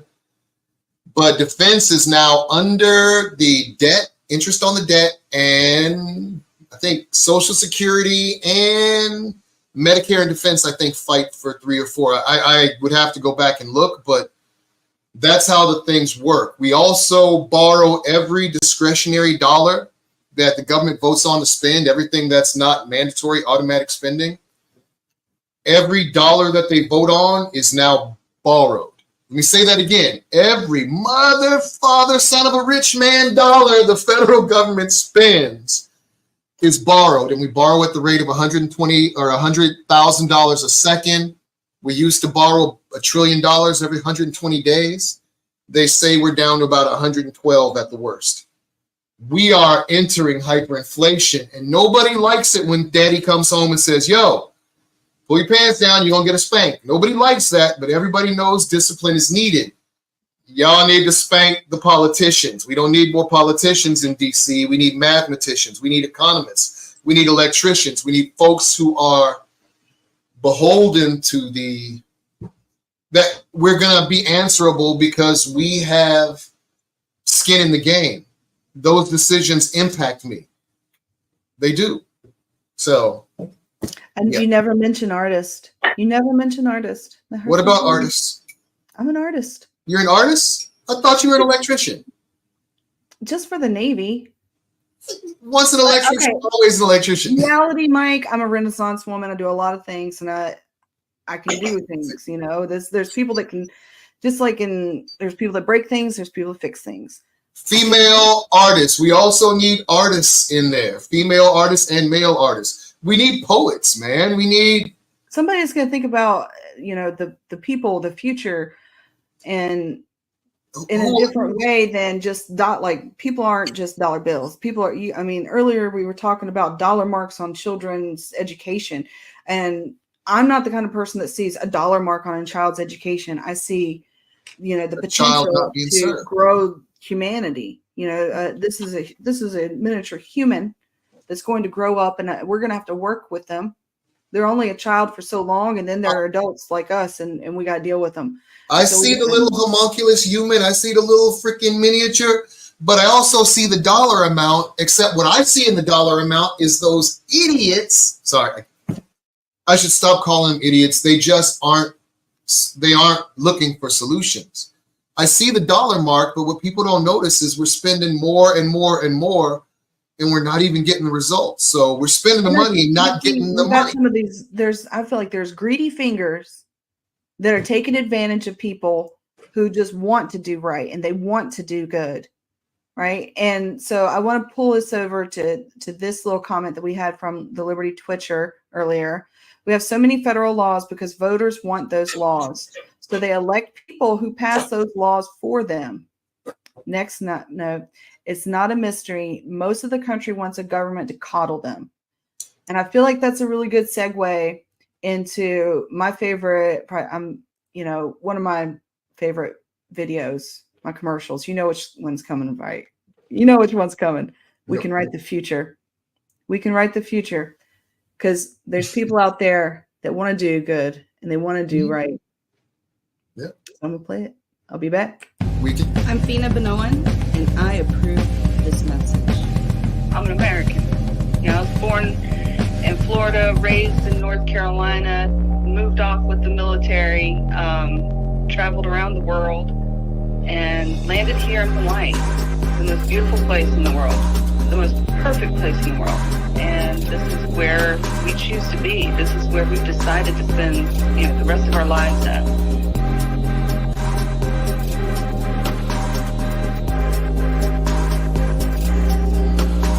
Being a child of a single mom that was like a waitress, and she made $2.13 an hour. She stole biscuits from Red Lobster for us. And the reason why is because she couldn't get food stamps. And she couldn't get food stamps because she smoked marijuana. And that was it. And these are the kind of problems I see with our system. I've not forgot where I came from. I'm in a new place. I'm in the most beautiful place. I'm in paradise. And you know what I see, my friend? I see the same problems. I see people that have created the systems that want to help, want to do good. But the execution of it, they're missing the most vulnerable parts of our community. The kids. The kids. People want to help, want to do good. The kids. People want to help, want to do good. The kids. The kids. People want to help, want to do good.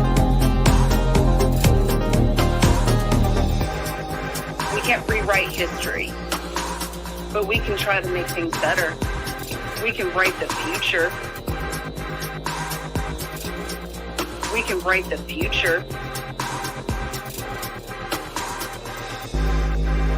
I'm a libertarian, so I'm not a Republican or Democrat. And this is where we choose to be. This is where we've decided to spend, the rest of our lives at. We do not condone the use of force to achieve political goals. Hawaii is paradise, and we're so blessed to live here. I'm an American. I've not forgot where I came from. I'm in a new place. I'm in the most beautiful place. I'm in paradise. And you know what I see, my friend? I see the same problems. I see people that have created the systems that want to help, want to do good. But the execution of it, they're missing the most vulnerable parts of our community. The kids. Hawaii, the most beautiful place in the world, the most perfect place in the world. I'm in the most beautiful place. I'm in paradise. And you know what I see, my friend? People want to help, want to do good. Hawaii is paradise, and we're so blessed to live here. And this is where we choose to be. This is where we've decided to spend, the rest of our lives at. We can't rewrite history, but we can try to make things better. We can make things better.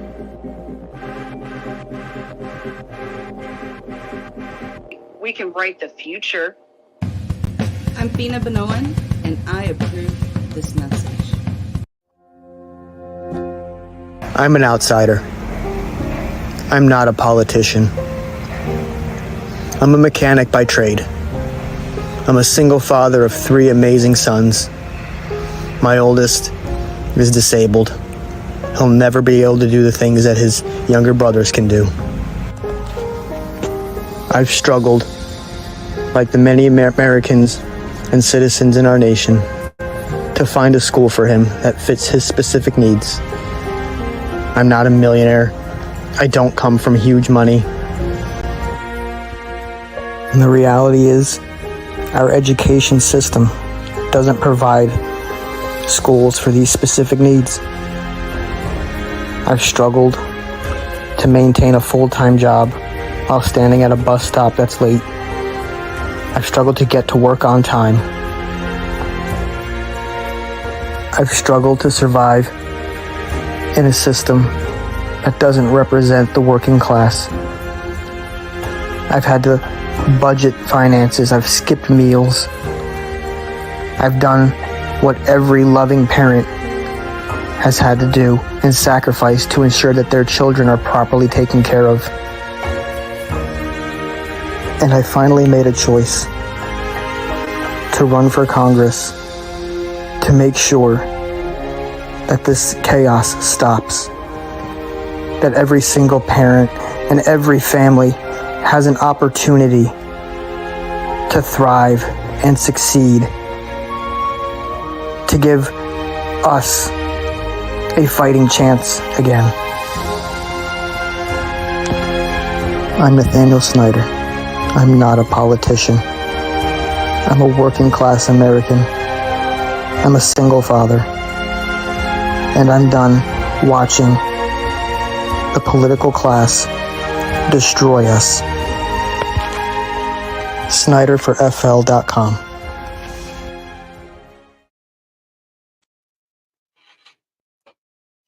It's about the kids. That always gets me because that's why I did it. I got tired of the political class ruling things. And I was looking at a time where real estate and bankers and commercial entities are buying up all the properties. And for some reason, the Chinese were doing a lot of auctions out here and buying all the properties. And the prices were so exorbitant, my kids may not ever be able to afford something. So you're looking at this and the world is getting worse, and inflation is not a fact of life. Inflation is monetary policy, bad monetary policy. And I also don't like the fact that the politicians are hiding the kiddie porn island client list, because all BS aside, Epstein didn't kill himself. And the reason they won't release the list, because they're on it. That's got to be the reason. Or their owners are on it. My cousin, my little niece, she's actually my first cousin once removed, but call her my niece. She's 28 years old. She's probably about the same age those girls were when they were on Kiddie Porn Island with the Epsteins and the politicians and the Hollywood folks. No Diddy. She's 28 now. Why can't we ask those now grown women? I love the First Amendment episode. I say what I want. Why can't we ask those now adult women, 1, if they have pictures, 2, who was there, 3, what happened, 4, how do you feel about it? Come talk to us. Expose these folks. Why has no one ever said that? And I don't know, man. I get that's one of my things is messing with kids. You don't do it. There's certain things you don't do. Most things I don't judge. People that can't protect themselves need to be protected. And that's children. So one of my things, one of my pet peeves. So they're evil and we should get them. Well, we're coming towards the end of our show. We didn't have our other guest come on. Mike Ross, where are you at, man? Mike Ross, where you at? We were ready. We were ready for. I sent him a message on Twitter or X or whatever, but I did. That's why I played the long video. Yeah. It's okay, Mike Ross. If you're not there and you want to come back on, we can figure it out. So this is one of my favorite things on his website is his endorsement page. Of course, you got the Honorable Spike Cohen. Nice. And Mary Ruwart. And then I used to be 4'10" and looked like Danny DeVito. Then I read Mike's vision for North Carolina. Now I'm 6'4" and married to a Cosby. Thanks, Mike Ross. I thought they divorced. Gaston County. Mike Ross is winning the race for governor this year. He's winning over hearts and minds of voters. He's winning the policy debate. He's just winning. He's got that tiger blood. Charlie Sheen, Wake County. I'm officially going to add a comment page so I can get, famous people commenting on me. That was good. I really liked that, especially if you know North Carolina, Gastonia, Gaston County. What's up, boys? My son actually looked at High Point University. We went out there to it was a weekend college campus when he was in high school. He was doing lacrosse, my older son. And so we did a whole tour of High Point University. He ended up deciding to go to Bama on an academic scholarship. Boy, 6'4", 6'5". He's big for no reason. He's just 6'4", 6'5", 210, 215, shoulders out to there, looks just big for no reason. But I'm really proud of him. So Michael Phelan, heard him, baby. Roll Tide. They gave him a scholarship. Roll Tide. Yeah. Yeah. You know where you gotta go. Go where they give you the. Hey, I never get mad when I ain't got to spend money, bro. Ain't that the truth? That should be the fiscal plan. We ain't mad if we ain't got to spend money. There you go. There you go. That should be the Libertarian Party official platform. Instead of taxation is theft. That makes sense too. Stop spending our money. We won't be mad. Yeah. Yeah. So in North Carolina, I did see that they have a surplus in their budget this year. Mm-hmm. And the current governor was like, "Ooh, what should I do with this? What should I do with this?" And some people were like, "Save it." And some people were like, "Spend it." And then Mike Ross was like, "Give it back to the people." Well, even if you can't give it back to the people, because who do you give it to? Because everybody's going to fight over that. What you do is you pay up the bills next time and reduce their tax burden by that much the next year or something. Yeah. My big pet peeve this weekend, we were talking about cannabis, and I was talking to a couple folks. Those who are cannabis incarcerated, again, Westmore let off 175,000 folks. They were, I think 100,000 of them were still impacted, as in they might still be incarcerated, but it was for cannabis use and cannabis-related crimes. To me, that's great, letting off the 175,000 people, giving them a pardon. That was excellent. That's a good start. However, some of them were imprisoned, and a lot of them were given felonies, lost their voting rights, lost their ability to get other jobs. And by the way, anal rape is an entire trope in prison. They do that stuff on the Boondocks for a reason. And it's not really funny in real life, although the episode was amazing. But nobody's thought giving reparations to the weed incarcerated. I'm trademarking that. So if you hear weed incarcerated, tell them they owe me $0.25. So the weed incarcerated folks need reparations. They need job training. They need land. They need money. They need something. And since you're stealing all the money from our cannabis taxes anyway and taking it, you might as well give it to those people that you put in jail for what folks are now spending in what looks like an Apple store for weed. You got a dang Apple store for weed and you put people in jail for it, and they need some compensation for the life you stole. Right. So if we're going to take taxes for it, that's the reason. And also weed industry, since we're being green or we're being open, it's First Amendment Day. Yo, man, get off the plastic wraps and stuff. Get to foils or something biodegradable. Y'all have to have excess hemp somewhere. Why is the weed industry not green? You freaking Bammers. Exactly. Well, when I was in Hawaii, I had a caregiver. So I had somebody that actually grew my plant for me, and I would go there, and you can get your plant, you can get your medicine in a bag if you need to, but they also asked you if you could bring a jar, like just a mason jar or something reusable. And they would give you, a little bit of extra weight. Yeah. To make up for the job. That to me is a really good idea, and it's simple and fairly easy to implement. Maryland, it might be a little rough because because instead of it being the pharmaceutical places or anything like that, Maryland's weed industry was run by former cops and stuff who had a vested interest in it. I mean, kind of. There's more to it than that. But they have a lot of things set up. So I'd also like to shout out David Trone. He used to run against Angela Alsobot. My vision is cannabis in 7-Elevens and freaking Total Wines. And you've got the infrastructure for it. If that's what you wanted to do in Senate, is to get rid of those laws, hit me up, man. Just because you didn't win doesn't mean we can't still do damage. I don't like most of your policies, but then I'll be in charge and I can always use your money. That's how big my balls are, by the way. If anybody ever asks, that's how big my balls are. I'm looking at somebody who had a vested interest in running against me and saying we work better together. All of us do. I think Angela also, Brooks and I would work well together as long as she understood that it was my way that needs to go, because my way is shrinking government. All right. Speaking of shrinking balls, it is time to go. Shrink my and balls. I can't wait to see you all again. On our next episode, we will have Nathan Slusher from Florida and Sarah Luna. Where's Sarah Luna from? Sarah Luna has not gotten back to me yet. If you guys know Sarah, tell her to hit me up. She might think that, I don't know.